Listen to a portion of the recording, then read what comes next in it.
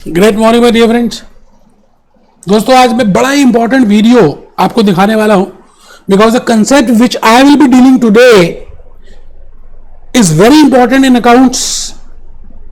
That's why it is covered in conceptual framework of financial reporting by IASB. तो आज का note करना बड़ा इंपॉर्टेंट है दोस्त। नो डाउट मैंने इसके पीडीएफ प्रिपेयर किए, आपको पीपीटीज गिवन है, बट आई थिंक अगर आप ये एग्जांपल्स नोट कर लेंगे तो whole life you will be aware of these concepts. बेटा अब एक दो क्लासेस और रह गई हैं, मैंने सारे कंसेप्ट्स अलग अलग लेक्चर डिस्कस कर दिए, लेक्चर नंबर 17, और मैंने हेडिंग लिखी है action speaks louder than words. आप के बोलने से ज्यादा इंपॉर्टेंट है आप कुछ करके दिखाएं। एक मूवी आई थी बेटे लगान, पता नहीं आपने देखी है नहीं। इन लगान बेटे एक तरफ थे फिरंगी और एक तरफ थे हिंदुस्तानी जिनको क्रिकेट का पता ही नहीं क्या होता है, बट एक लगन थी, कंसिस्टेंसी थी, लगातार उसी काम को करते जा रहे हैं, उसी तरह से कर रहे हैं। तो बेटे वहां से कंसेप्ट आया कंसिस्टेंसी। आप कोई भी काम लगातार उसी तरीके से करते हैं तो आपको उसमें मास्टरी बन जाती है। तो आज today I will be showing you that video. बेटे मैं आज लगान का वो वीडियो दिखाऊंगा और आपको बताऊंगा that how I have related consistency concept with that movie. और लाइफ में भी आप अगर वर्ड्स अलग अलग बोलते हैं, आज कुछ बोल रहे हैं, कल कुछ बोल रहे हैं, परसों कुछ बोल रहे हैं, तो आपके ऊपर ट्रस्ट करना लोग नहीं चाहेंगे। तो जल्दी से स्टार्ट करते हैं। Action speaks louder than words, lecture 17, ACCA F3 financial accounting. बेटे बड़ा ही प्यारा सा कंसेप्ट है कंसिस्टेंसी कंसेप्ट। कंसिस्टेंसी कंसेप्ट ये कहता है कि भाई एक था लड़का, एक थी लड़की, एक था राजा, एक थी रानी। मान लेते हैं ये राजा है और ये रानी है, मान लेते हैं, अज्यूम कर रहे हैं, हम just assuming, let it be this Raja, let it be this Bunty and let it be Babli. अब बंटी बबली को कुछ बोलता है,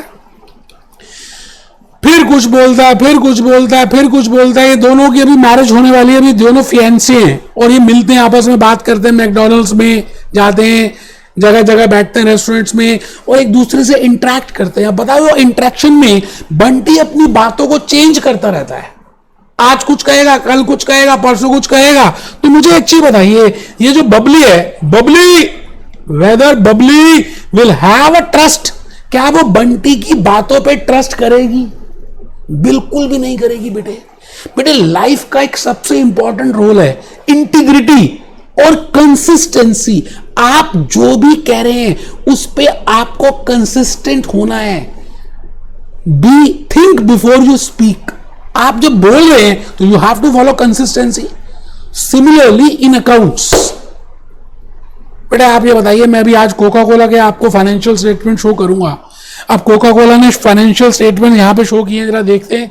पहले कोका कोला को देख लेते हैं बेटा। ये देखिए जी, Coca Cola Coca Cola Coca Cola कहां है? कोका कोला कहां हो? कोका कोला ये देखिए, in this Coca Cola, let it be like this. मैं आपके सामने पहले इनकम स्टेटमेंट की बात करूं,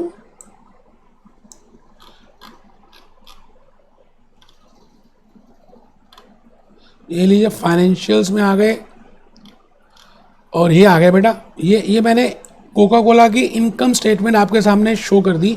अब जरा देखिए ध्यान से, ये 2019 12/31 की दी है, ठीक है जी। This is for 18, this is for 17, this is for 18, 16, 15, 14, different years के they have given the data. Now I cannot compare 19 with 18 or 18 with 17 or 17 with 16 unless and until Coca-Cola is following consistency concept while preparing, while recording, while disclosing financial statements. बेटे आप मुझे बताओ, एक चीज को compare करना है तो I can compare like with like. Class 8 के स्टूडेंट को मैं क्लास 8 के स्टूडेंट के साथ कंपेयर कर सकता हूं ना। I can not compare 8th with 9th, और I can not compare ACCA qualified with you knowledge who is ACCA aspirant. Knowledge level is different, so how can I compare? इसी तरह से अगर कोका कोला अज्यूम करते हैं 1920 में depreciation का method straight line follow करती है और 18 में रिटर्न ऑन वैल्यू मेथड, 17 में double discounting method. It means they are not sticking to one method, they are changing every year. So this will give a, this will not help the users to compare the financials. Time series analysis नहीं कर सकते बेटे. And Coca Cola का result they cannot compare with Pepsi because this Coca-Cola is not consistent with their accounting policies, with their accounting methods, with their accounting procedures. It means the point is आपको अपनी methods में, अपने policies में, अपने procedures में लगातार same तरह की चीज करते रहना है. Same method, same policies should be followed.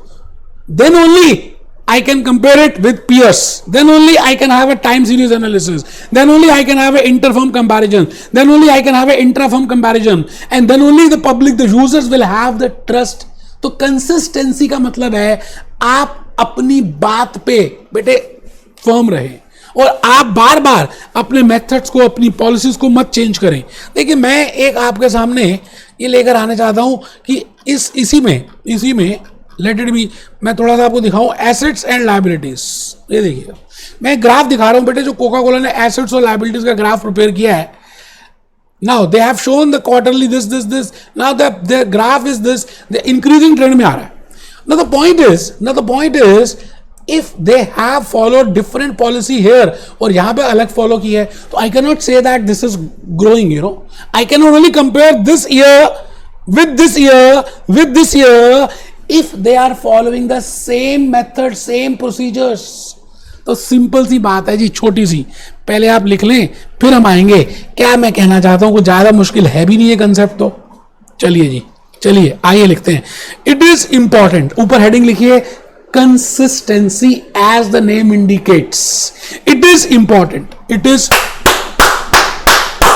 accounting policies, accounting practices, presentation and classification of items. Either I can show it as in the income statement as function wise or nature wise. अब एक बार आप function wise के दिखाते हैं, फिर nature wise करते हैं. Coca Cola की अभी बैलेंस शीट आपने देखी, they have shown it as function wise. पहले फैक्ट्री का फंक्शन, फिर एडमिनिस्ट्रेटिव, फिर selling. Next year they are showing it as nature wise. Nothing like this. So it is important that accounting policies, accounting practices लिखना बेटे. आप बारात में नहीं आए. Please write it down. You have to write it down in case you want to clear your examination.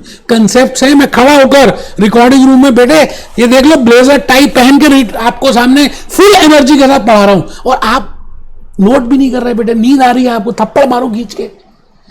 It is important that accounting policies, accounting practices, presentations and classifications of items in the financial statements is retained. Retained का मतलब same from one period to another. ठीक है जी. Interfirm, मैंने अभी भी बताया, I cannot compare Coca-Cola results with Coca-Cola for the last years. I cannot compare Coca-Cola with PepsiCo. So interfirm and intrafirm analysis can only be possible if consistency concept is followed. बेटे मैं क्या गधों को घोड़ों के साथ compare कर सकता हूं? गधे और घोड़े दोनों एक जैसे दिखते हैं, but I cannot compare class 8 with class 12 student.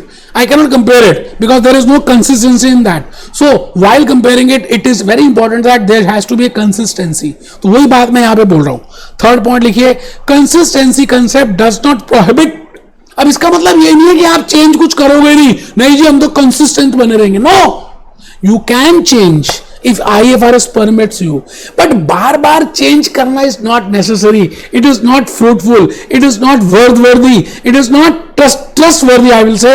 So don't change it. But if IFRS says or a new standard comes or a new method is there, तो बेटा वो लिखा है consistency concept does not prohibit change in policies, methods, procedures if it is requirement of new IFRS. International financial reporting standard की अगर ये requirement है तो चेंज कर सकते हैं, ऐसा कोई घबराने की बात नहीं है. मैंने अभी भी आपको एग्जांपल दिया, depreciation with help of Coca Cola. Inventory valuation की बात की मैंने अभी बताया भी, अभी देखते हैं गधे और घोड़े की बात की. I can not compare ACC with IIT because that is not consistent. both have different knowledge. If I want to compare it, they should have same level of knowledge. ठीक है जी, लाइफ में भी आप यूज करते हैं. मैंने आपके सामने एक एक्सप्लेनेशन लिखी हिंदी में, बिकॉज कुछ स्टूडेंट्स की ना हिंदी कमेंट्स आ रहे हैं that sir please also explain in Hindi. Okay, so explanation in Hindi. My accounts, हमें अकाउंट्स एक जैसे नियमों को फॉलो करके बनाने चाहिए. मैंने हिंदी में लिखा, it means I have to prepare accounts as per one rules, same policy, same procedures. Year 1 में सपोज करते हैं डेप्रिसिएशन मैंने स्ट्रेट लाइन मेथड फॉलो किया, as I have just told you for Coca Cola. Year 2 WDV, year 3 double declining method. So this is not approvable. You are not following the same method. So this is not, you are following the consistency concept. Even in inventory, आप FIFO कर रहे हैं, फिर LIFO कर रहे हैं, फिर year 3 में वेटेड एवरेज. बेटे ये कहां की बातें हैं, कभी कुछ. आप फाइनेंशियल स्टेटमेंट्स भी जो प्रिपेयर कर रहे हैं, you are not sticking to that. कभी आप ईयर 1 में जनवरी टू दिसंबर की फाइनेंशियल स्टेटमेंट बनाते हैं, ईयर 2 में आप अप्रैल टू मार्च फॉलो करते हैं, ईयर 3 में आप दिवाली से दिवाली फॉलो कर रहे हैं. ये कोई ठीक बात है? This is not consistency concept. बेटे कंसिस्टेंसी ये कहता है कि एक बार आपने जो किया उस पर बार बार बदलो मत. आइए जरा देखें कि विकिपीडिया क्या बोलता है. बेटे विकिपीडिया बहुत कुछ बोलता है, जरा देखें क्या कहता है. Convention of consistency. ठीक है जी. In accounting the convention of consistency is same and management accounting. ठीक है, financial statements over a number of time period, this it allows comparison. main objective है, it allows comparison. अगर आप एक ही method follow करेंगे in different accounting procedures and this are used for this or different, then the result will not be comparable. ये देखिए, ये बड़ा important word है. The result will not be comparable. Time series नहीं कर सकेंगे आप खुद भी. आप ये खुद लॉजिकली बताइए, आपको खुद ही याद नहीं रहेगा. ठीक है जी. तो आइए, कंसिस्टेंसी एक बड़ा ही इंपॉर्टेंट रोल प्ले करता है इन आर लाइफ ऑल्सो. तो मैं वो लगान का वो एक सीन छोटा सा दिखाना चाहता हूं जहां पर उनको क्रिकेट नहीं आती बट वो कंसिस्टेंट रहते हैं अपनी हार्ड वर्क में. रस्सी के आने जाने से पत्थर पे निशान पड़ जाता है. तो एक बार देखते हैं कि क्या लगान आपको सिखा रही है और आप कमेंट बॉक्स में लिखेंगे कि आपको क्या समझ आया. बेटे ज्यादा देर तक मैं नहीं दिखा सकता, आपको जस्ट एक इंस्टेंस बताना है so that you can relate the things.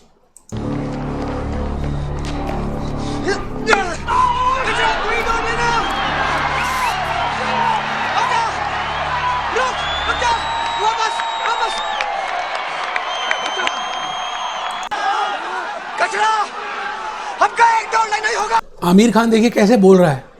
बेटे जब आप कोई भी काम कंसिस्टेंटली करते हैं तो वो काम पूरा हो जाता है. इसलिए आपने हार्ड वर्क कंसिस्टेंटली करना है. Be happy, B jolly, B cheerful.